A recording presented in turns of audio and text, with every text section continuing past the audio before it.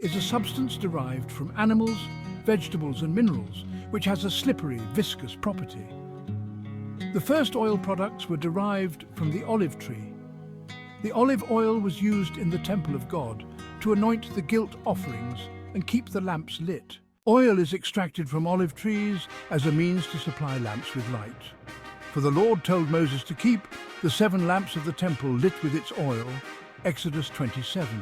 And what does it mean to have a lamp? It means to be light. For the Lord called on his people to be the light of the world. For he came to this world to be light, but the light could not stay. And now we are called on to be light to the world.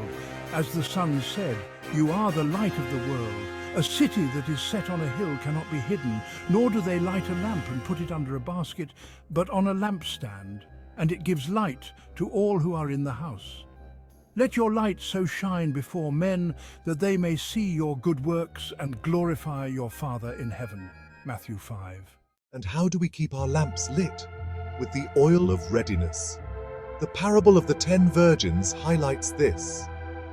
5 wise virgins had oil for their lamps. The 5 foolish ones did not and were unprepared.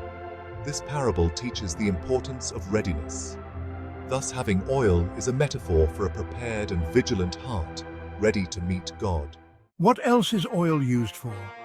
Oil is used to anoint the guilt offering. For Aaron was commanded by God to anoint the guilt offering of the lamb as an atonement for the sins of his people. Leviticus 14.